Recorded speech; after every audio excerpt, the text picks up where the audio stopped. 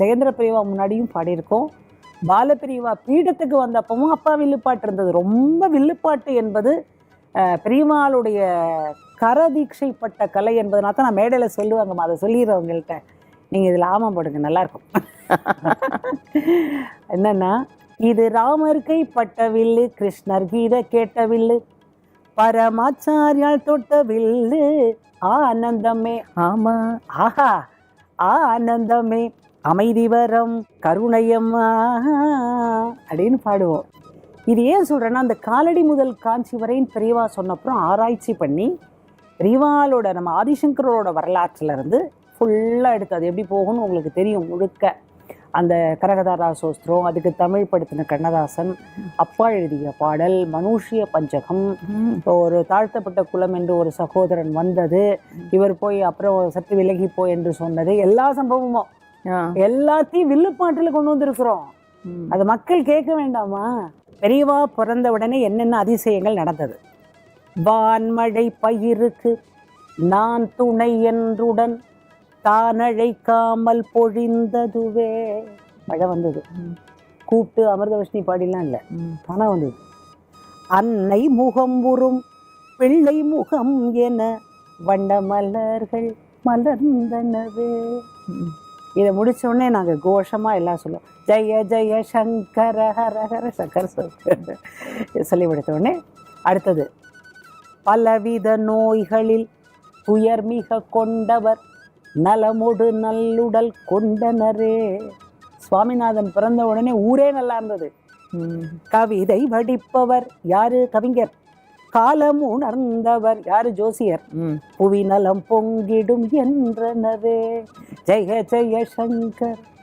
அடுத்தது, ஏழைகள் செல்வமும் ஊமைகள் வாயதும் பெற்றது போல் நலம் பெற்றனரே. அந்த காலத்தில் இப்படி பண்ணாங்க. அப்புறம் சில சீர்திருத்தங்கள் வந்தப்புறம், ஏழைகள் செல்வமும் வாயிழந்தோர் வாயும் பெற்றது போல் நலம் பெற்றனரே. அடுத்தது, வாழ்வினில் தாய்மை, அதாவது குழந்தை பிறக்கலையேன்னு இருப்பாங்க இல்லையா சில தாய்மார்கள், அவளுக்கு என்ன மகிழ்ச்சியா, வாழ்வினில் தாய்மை பெறாத நல் மாதரும். அதான் வில்லுப்பாட்டு. பெறாத மாதரும் இல்ல, பெறாத நல் மாதரும். வாழ்வினில் தாய்மை பெறாத நல் மாதரும் மகன் இவன் பால் மனம் உச்சனரே. ஜெய ஜெய சங்கர. அதாவது வாழ்க்கையில தாய்மை பாக்கியம் கிடைக்காத குழந்தைகள் கூட சுவாமிநாதன் ஜனனம்னு தெரிஞ்ச உடனே நேக்கு குழந்தை பிறந்திருக்குடா, அதான் ஜெகத்குரு. தீக்ஷிதர் சந்தத்துல போடணும்னு பிரியமோ? பெரியவாளோட ஆசீர்வாதம். உனக்கு இதே சந்தம் தமிழ் இலக்கியத்தில் இருக்கு தெரியுமா? அவர் எவ்வளோ தமிழில் ஸ்ட்ராங் தெரியுங்களாங்க. அது கூட இருந்து பேசி அனுபவிச்சு எங்களை மாதிரி காதால் வாங்கினவங்களுக்கு அது தெரியும். தெளிவாக சொல்லுங்க. அப்பா வந்து எதுவுமே தெரியும்னு சொல்ல மாட்டாங்க, நிஜமாவும் தெரியல, அதான் உண்மை. அந்த உண்மையை சொல்கிறது தானே சுபு ஆரம்பம். தெளிவாக சொல்லுங்க. குற்றால குறவஞ்சி தெரியுமா? பங்கைய மங்கை வசந்த சவுந்தரி பந்து பயின்ற நளே ஐகிரி நந்தினி நந்திதமேதினி விஸ்வ வினோதினி நந்தனுதே. வான்மழை பயிருக்கு நான் துணை என்றுடன் தான் அழைக்காமல் பொழிந்தது. இப்படி ஒரு தமிழ் ஞானத்தோடு எங்களுக்கு ஒரு கூடுதல் செய்தியை, நம்மளுக்கு இது எல்லாருக்கும் மெட்டு தெரியும், கேட்டோடனே ரசிப்பாங்க, இவ்வளவுதான் நம்ம ஆர்டிஸ்ட் யோசிப்போம். அவர் அதுக்கு மேல போய் ஒண்ணு யோசிச்சார் பார்த்தீங்களா? ஐகிரி நந்தினிக்கு அனந்தராம தீக்ஷிதர் சந்தம்னு சொன்ன பெரியவாதான். இது எங்க வில்லுப்பாட்டுக்கு தீக்ஷிதரையும் திருநெல்வேலியையும் சேர்த்து விட்டார். இது எங்களுக்கு ரொம்ப ரொம்ப சந்தோஷம். இந்த மாதிரி பல பல சம்பவங்கள், வார்த்தைகள்ல அவர் சொன்ன வார்த்தைகளை ஒன்னே ஒன்று உங்களுக்கு சொல்றேன். மகன்களை மகான்களாக பெற்ற மகாலட்சுமி. நமக்கெல்லாம் பிறக்கிறது மகன். பெரியவாளையும் சிவன் சாரையும், சிவன் சாருடைய வரலாறும் வில்லுப்பாட்டில் நடத்தியிருக்கோமா, அது ஒரு சிறப்பு குறிப்பு. சிவன் சாருக்கு சின்ன வயசுல சாச்சுன்னு பேரு. தம்பி மேல ரொம்ப பாசம், துறவிதான், அதை மறுக்க முடியாது. ஆனாலும் இதை சொல்லாம நான் இருக்க முடியாது அப்படின்னு அவரே சொல்லியிருக்கார். சரி. எப்படின்னா, பெரியவாளோட அனுபவங்களை நாங்கள் வில்லுப்பாட்டாக பண்ணும்போது அந்த அப்பா சொன்ன வார்த்தையை நான் ஞாபகம் வச்சுருக்கேன், அதையும் சொல்கிறேன். அதில் நான் சமீபத்தில் வில்லை செய்தேன். பெரியவாளுக்கு பக்தர்களோட கொடுக்குற அனுபவங்கள்னு நான் வில்லை செய்தேன். இது ஒரு பெரிய நிறுவனம் ஈடுபட்டு செய்தார்கள். அதில் ஒரு சம்பவம் வந்தது. அதே நான் வில்லுப்பாட்டாக இப்போ எல்லா இடத்துலையும் சொல்லிகிட்டு இருக்கேன். நம்மளை மாதிரி ஒரு அம்மா, அந்த அம்மாவுக்கு பெரியவா கனவுல வரணும் அப்படின்னு ஒரு ஆசை. உங்களுக்கும் அப்படித்தான்? ஆமாம், எனக்கும் அப்படித்தான். என்னைக்கு கிடைக்குமோ, எப்போ வரும் அப்படிதான் சொல்லிக்கணும். அப்போ அந்த கனவுல அந்த அம்மாவுக்கு அவர் மாதரசி இன்னைக்கு அல்வா பண்ணி தரியா அப்படின்னு கேட்டிருக்காரு. அந்த அம்மா அப்படியே எழுதியிருக்கு. இது அனுபவங்கள் புத்தகத்துல இருக்கு, இல்லாத நான் சொல்லலை. நான் வில்லுப்பாட்டு ஆக்கி சொன்னேன், அவ்வளவுதான் விஷயம். பாட்டுக்கிட்டலாம் போட்டு இங்க பாட முடியாது, பேச்சா சொல்ல. மாதரசி அல்வா பண்ணி தரியா அப்படின்னு கேட்டிருக்காரு. இந்தம்மா நிஜமா கேட்டாலே நம்மலாம் பண்ண மாட்டோம். நமக்கு என்ன அல்வா பண்ண தெரியுமான்னு தெரியாது, எல்லாத்தையுமே யூடியூப் வழியா தானே பார்த்துட்டு இருக்கோம். இப்போ அந்த அம்மா சின்சியரா பெரியவா கனவுல வந்தா பக்தி, உங்களை மாதிரி என்ன மாதிரி பெரியவா கனவுல வந்தா அல்வா கேட்டிருக்கான்னு பெரியவா வாழ்ந்துன்ற சமயத்துல வீட்டுல அல்வா கிண்டி கொண்டு போயிடுச்சு. அடேங்கப்பா, என்ன பாசம்! நினைச்சு பாருங்க, இதுக்குள்ள என்ன ஒரு அழகு இருக்கு, அல்வா விட இனிமையா இருக்கு. கொண்டு போயிடுச்சு. அங்க கொண்டு போனோடனே பெரியவாளை சந்திக்கிறதுக்கே லேட் ஆகுது, அவளோட ஆசீர்வாதம் வாங்குறதுக்கே லேட் ஆகுது. கனவுல வந்தா நேத்து இதை நான் கொண்டு வந்திருக்கேன், சொல்லுங்கன்னு சுத்தி இருக்க ஸ்ரீகண்டன் மாமா எல்லாத்தையும் பேசி, பாலு மாமா எல்லாத்தையும் சொல்லி எப்படியாவது பார்த்துடணும், இன்னைக்கு பெரியவா முன்னாடி வச்சிடணும், அது போதும் எனக்கு, அவ தொடுறாலோ இல்லையோ வச்சிடணும். அவங்களும் அல்வா சூடு ஆறத்துக்குள்ள கொண்டு போய் கொடுத்துடணும்னு சொல்லி அவங்களும் பெரியவாளை பார்க்க வச்சுட்டாங்க. இவர் கொண்டு போய் வச்சிருக்காங்க. இந்த அம்மா வச்ச உடனே, பெரியவா நேற்று கனவுல அல்வா கேட்டேன், கொண்டு வந்திருக்கேன், பெரியவா தொட்டு ஆசீர்வாதம் பண்ணணும். ஒரு குறிஞ்சி இருக்கு, சிரிச்சிட்டு இப்படி ஆசீர்வாதம் பண்ணிட்டு ஒரு வார்த்தை சொன்னாராம், என் தம்பி சாச்சுவுக்கு ரொம்ப பிடிக்கும், சென்னை கொண்டு போ, மெட்ராஸ். இதை நீங்க மறுக்க முடியுமா? என்ன ஒரு பாசம்! அந்த சிவன் சாரை பற்றி நாங்கள் வில்லுப்பாட்டு இசைத்து சிவசாகரம் அப்படிங்கிற ஒரு அற்புதமான தலைப்பில் நாங்கள் வில்லுப்பாட்டு இசைத்திருக்கோம். நம்மெல்லாம் மகன் பிறக்கணும்னு ஆசைப்படுறோம். மதிமகாலட்சுமி 2 மகான்களை பெற்றிருக்காளே. அதுல ஒரு சம்பவம் உண்டு. பெரியவாளுக்கு ஒரு அண்ணாவும் உண்டு, இவர் தம்பி. அம்மாவும் பிள்ளையும் பேசுறாங்க. யாரு? பெரியவாளோட அம்மாவும். அப்ப பெரியவா சுவாமிநாதன் குழந்தை, சின்ன வயசு, 2 வயசு, கேட்குறாரு, அம்மா நேக்கு ஒரு அண்ணன் இருந்தானாமே. உடனே அம்மா சொல்லுது, ஆமாண்டா, அவன் தான் நம்மளை விட்டுட்டு போயிட்டானே, அவனை பற்றி ஏன் நினச்சுண்டு. உடனே சுவாமிநாதன், அம்மா அவனை பற்றி ஏன் நினச்சுண்டுன்னு கேட்குறாயே, ஒரு காலத்தில் நான் போனாலும் இப்படி தான் சொல்வியோ? அப்போ தாய் கொடுத்த வார்த்தை, நம்மெல்லாம் அனுபவித்த வார்த்தை, என் கண்ணே சுவாமிநாதா 100 ஆண்டு காலம் இருப்பாயடா. அந்த தாய் சொன்ன வார்த்தை தான் நீங்கள் கனகாபிஷேகத்தை கொண்டு போடுறோம். நம்ம போடுறது நம்ம பெருமைன்னு நினைக்கிறோம். போட்ட தங்கம்லாம் தங்கம் தான், பெத்தவள் எவ்வளோ பெரிய தங்கம். தாய் வார்த்தை பலிக்கணும். இதை மேடையில் சொல்லும் போதே இப்படிதான், எனக்கு சொல்லும் போதே கண்ணீர் வரும். பெத்தவள் மகிழ வாழுங்கள், போதுங்க வாழ்க்கையில. தாய் தந்தை மகிழ வாழுங்கள். நீங்க புகழ் சேர்க்க வேண்டாம், பொருள் சேர்க்க வேண்டாம், எதுலேயும் எதுவுமே இல்லை. ஆனா தாய் தந்தை, ஏன்னா சிவபெருமானுக்கு மிகப்பெரிய கவலையே தாய் தந்தை இல்லாததான். அதுக்கு ஒரு பாட்டே உண்டு இல்ல, உங்களை மாதிரி சங்கீத வித்வான்கள் நிறைய பாடியிருப்பீங்க. தந்தை தாய் இருந்தால் உலகில் உமக்கின்ற தாழ்வெல்லாம் வருமோ ஐயா. சரி, அவரை கேட்டுட்டோம், இருக்குதே நம்மளுக்கு கொண்டாட, கோபுரத்துல வைய. அம்மாவை எப்படி மதிச்சவர் ஆதிசங்கரர். துறவுதான், உலகம் பல சொல்கிறது, இருந்தாலும் என் தாய்க்கு என் கடமையை செய்வேன் என்று செய்தாரே, அவர்தான் நம்ம ஜெகத்குரு. இதே தான் மகா பெரியவாளும், இதே தான் சுவாமி ஜெயேந்திர பெரியவாளும், இதே தான் பால பெரியவாளும். இதையெல்லாம் நம்ம புரிஞ்சுனாதான் ஹிந்து தர்ம கலாச்சாரம் என்பது மாதா பிதா குரு தெய்வம். அதில் ஒரு பெரிய விஷயம் என்ன தெரியுங்களா? அந்த தாய்க்கு வந்து கடமையை செய்யும்போது ஆதிசங்கர பெருமானுக்கே என்ன சொல்லியிருக்காங்க, எங்கள் வில்லுப்பாட்டு என்ன சொல்லுது, ஆதிசங்கரர் வந்துட்டாரே, காசுக்கு வந்தாரா, அம்மா என்ன சொத்து வச்சிருக்கான்னு வந்தாளா அப்படின்னு பேசினவங்களும் உண்டுன்னு வரலாறு சொல்லுது. நான் சொல்லலை. எதுக்கு வந்திருக்கிறார் அப்படின்னு கேட்டிருக்கு, பொருளுக்கு வந்தாரா அப்படின்னு கேட்டிருக்கு. இந்த உலகம் அப்படி கேட்கும், யாரையும் கேட்கும். அதனால உங்களையும் என்னையும் கேட்டால் கவலையே படக்கூடாது. அவர் தாய்மையில வச்சிருந்தது உலக தர்மம், உலக பிரியம். அப்படி சொன்னதை துறந்துட்டு தாய்க்காக எடுத்து இப்படி பண்ணும்போது என்ன பாட்டு தெரியுமா? எங்க பாட்டு நீங்க ரசிப்பீங்க, அதனால சொல்றேன். திங்கள் 10 என்னை சுமந்து தேகம் வருந்தி ஈன்றாயே, சங்கரா சங்கரா என்றெனை அழைத்து சந்தோஷம்தான் கொண்டாயே, வீதியின் வழியே வெயிலில் நான் வந்தால் வீட்டுக்குள் வாயென அழைப்பாயே, அம்மா உன்னை தீயினில் வைத்தே ஆயினும் எந்தன் தாயே உன் மனம் குளிர்ந்திடுமே. எத்தனை பேர்கள் இத்தனை வாழ்வில் சங்கரா என்று அழைத்தாலும் அம்மா அம்மா நீ அழைத்தது போல் ஆனந்தம் அதிலே கிடைத்திடுமோ.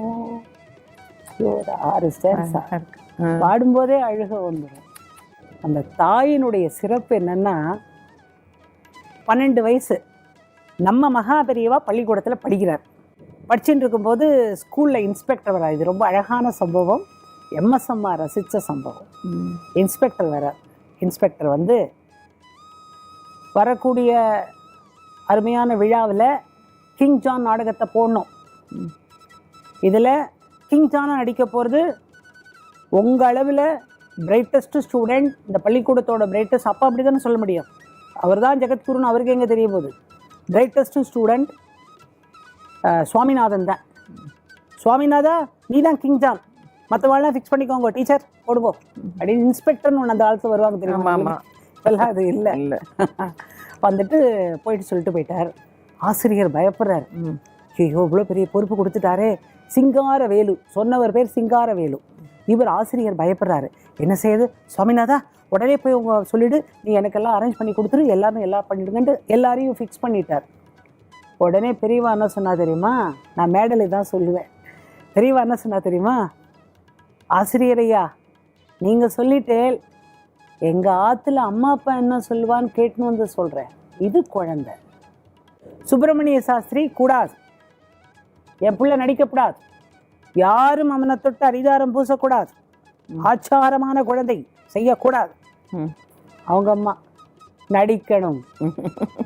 இப்போ இருக்கிற மாதிரியே அம்மாவும் அப்பாவும் கருத்து வேறுபாடு. நடிக்கணும், என் குழந்தை நடிக்கணும், இல்லை கூடாது, இல்லை நடிக்கணும், இல்லை கூடாது, இல்லை நடிக்கணும். சாமிநாதன் இப்படி பார்க்குறாரு. ஆனால் 2 பேரும் ஒன்று தான் சொல்லிட்டு இருக்காங்க. இவர் அரிதாரம் யாரும் பூசக்கூடாதுன்னாரு, அம்மா நான் தான் பூசுவேன். நாங்கள் என்ன அழகு.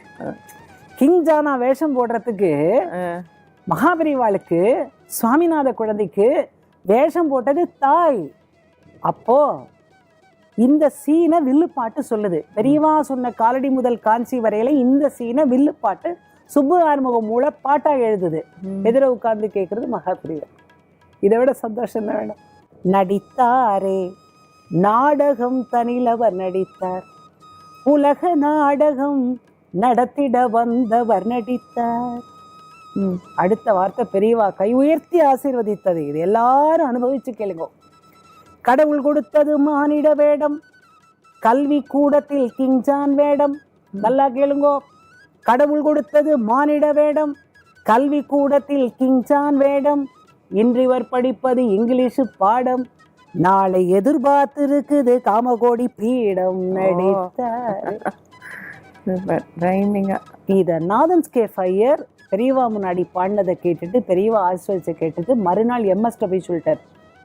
எம்எஸ் அம்மா உடனே கூட்டு விட்டுட்டாங்க. நுங்கம்பாக்கத்தில் இருந்தாங்க இல்லையா, அப்போ சதாசிவ மாமா, எம்எஸ் அம்மா எல்லாரும் இருக்காங்க ஃபேமிலியில். நான் கீழே போய் சப்புன்னு ஹார்மோனியத்தை வச்சுட்டு இப்படி உங்கள் கால் கீழே அப்படி உட்காந்துட்டேன், அப்படி உட்காந்துட்டேன். இப்போ வாசிச்சுட்டே இருந்தேன் சந்தோஷமா. பெரியவா உங்ககிட்ட ஒரு பாட்டு பெரியமா கேட்டாலாமே, அதை பாடுங்கோ. உடனே அப்பா, நான், எல்லாரும் சுற்றி இருந்தவங்க எல்லாரும் கடவுள் கொடுத்தது மானிடவிடம் பாடி முடிச்ச உடனேங்க அந்த அம்மா சொன்ன வார்த்தையை உங்களிடம் ஒப்படைக்கிறேன், நாங்கள் வைத்து கொண்டோம், உங்களிடம் ஒப்படைக்கிறேன். என்ன தெரியுமா? பெரியவா பாதத்தை கட்டிமா பிடிச்சுருக்கேன், பக்தி உருக்கமா பாடியிருக்கேன். இது எங்கள் வில்லிசைக்கு முத்திரை. சரஸ்வதி சொல்லியாச்சு, வேற யார் சொல்லணும்? சங்கரா டிவி சொல்லியாச்சு, வேற யார் சொல்லணும்? சாந்தி அம்மா ரசிச்சாச்சு, வேற யார் சொல்லணும்? இதுதான் வார்த்தை. இந்த மாதிரி வில்லிசை கருத்தோடு பின்னி பிணைந்து கண்ணியத்தையும் கட்டுப்பாட்டையும் தேசியத்தையும் தெய்வீகத்தையும் ராமனையும் கிருஷ்ணனையும், பெரிய விஷயம், ராமனுக்கும் தொடர்பு உண்டு கிருஷ்ணனுக்கும் தொடர்பு உண்டு வில்லோட. ஏன்னா ராமன் கையிலேயே வில்லு வச்சிருந்தாரு. கிருஷ்ண கீதை சொல்லும்போது வில்லு கேட்டிருந்தது. இதை விட வில்லுக்கு என்ன தெய்வீகம் வேணும்? அதனால தான் இந்த வில்லிசையை பெரியவாள் கரம் தொட்டு ஆசீர்வதித்த ஒரு அன்பான காரணத்தினால் உலகம் முழுக்க பண்ணி கொண்டிருக்கிறோம். எனக்கு ஒரு பெரிய ஆசை, காலடி முதல் காட்சி வரையை நம்ம நேயர்கள் ரசிக்கணும் என்பது எனக்கு ஒரு பெரிய ஆசை.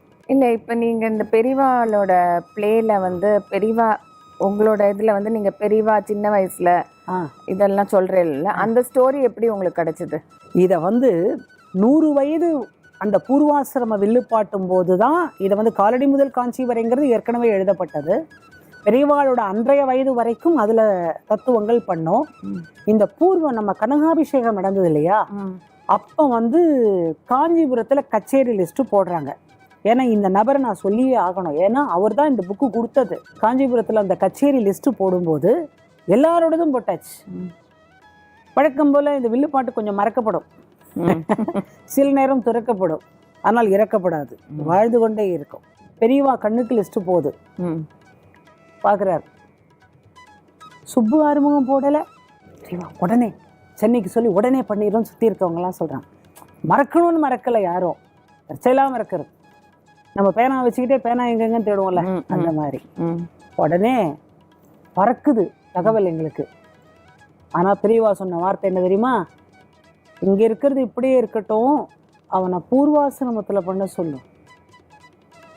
அப்போது வெங்கட்ராமையர்னு ஒருத்தர் தான் இந்த புஸ்தகத்தை, மகாபிரியபாவோட வரலாற்றை முழுக்க, ரொம்ப பழைய புஸ்தகம், அந்த பழைய புஸ்தகத்தை கொடுத்து 100 வயது வரை அவருடைய அனுபவங்கள், அவருடைய அனுகிரகங்கள், அனுகிரகிக்கப்பட்ட பெரியவர்கள், ஜனாதிபதி வெங்கட்ராமன் பார்த்தது, வாரியார் பார்த்தது, அவர் பார்த்தது, இவர் பார்த்தது எல்லாம் சேர்ந்தது.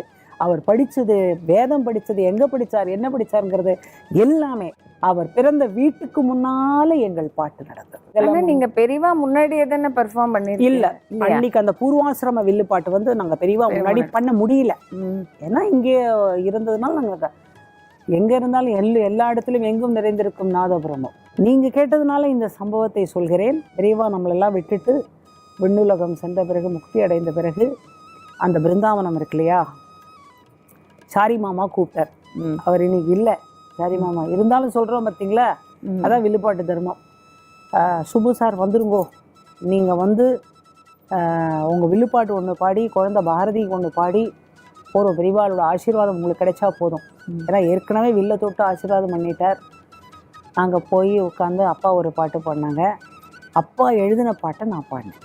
அம்மையிடம் வரம் கேட்கும் குழந்தை முகம் ஒன்று, அன்பருக்கு அருள் கூட்டும் குருவின் முகம் ஒன்று, செம்மையுருகில்து மத தலைவர் முகம் ஒன்று, சித்தாந்த ஒளி நல்கும் ஞான முகம் ஒன்று, தம்மையே தாமிழந்த தியாக முகம் ஒன்று, தாய் போல கருணை தரும் அன்னை முகம் ஒன்று, நம்மிடையில் காட்சி தரும் ஆறுமுகம் என்று நமஸ்காரம் புரிகின்றோம் பெரியவரை இன்று, நம்மிடையில் காட்சி தரும் ஆறுமுகம் என்று நமஸ்காரம் புரிகின்றோம் பெரியவரை என்று,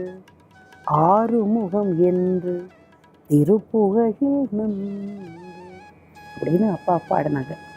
நானும் பாடினேன். இந்த பாடலை பாடி முடித்த உடனே அவர் உயிரோடு இருக்கும்போது என்ன சொன்னாருங்கிறது அப்புறம் சொல்கிறேன். இந்த பாடலை பாடி முடித்த உடனே பெரியவாள் அந்த பிருந்தாவனத்தில் இந்த விக்கிரகம் இருக்குல்ல, அவர் இருக்க மாதிரியே இருக்கும், இருக்கார், இன்னும் இருக்கார். அதுலேருந்து மேலேருந்து ஒரு பூ கீழே விழுந்து இதை பார்த்துட்டு சாரி மாமா கண்ணில் தண்ணி வந்துருச்சு. பெரியவா உங்களை எவ்வளோ நேசிச்சிருக்காங்கிறதுக்கு சுப்பு சார், இது சுப்பு சார் தான் கூப்பிடுவார் அவரு. சுப்பு சார் பாரதி அப்படிம்பார், பாரதின்னு சொல்ல மாட்டார், பாரதி இதுதான் அடையாளம், ஆசீர்வாதம் ஆசீர்வாதம். பெரியவா எங்களுக்கு கொடுத்த ஆசீர்வாதமாக ஒரு அறிவுரையை உலகத்துக்கு சொல்கிறதுல ரொம்ப சந்தோஷமாக இருக்குது.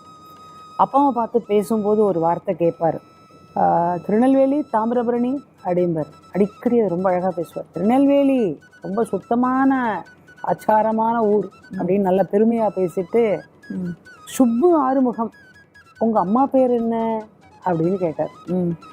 அப்பா சொன்னாங்க சுப்பம்மா, அப்பா பேர் சுப்பையா அப்படின்னு அப்பா சொன்னாங்க. இது எல்லாரும் பொதுவாக கேட்டுட்டு பயோடேட்டா மாதிரி விட்டுருவாங்க. ஆனால் பெரியவா சொன்னது நம்மளுக்கு உலகத்துக்கே கருத்து. எங்கள் அப்பாவுக்கு சொன்னாங்க, ஆனால் உலகத்துக்கே கருத்து. நீ சுப்பு ஆறுமுகம் ஏன் வச்சுட்டு இருக்க, பொதுவாக அப்பா அம்மா தான் குழந்தைகளை தாங்குவா, இங்கே குழந்தை அப்பா அம்மாவை தாங்கின்னு இருக்க.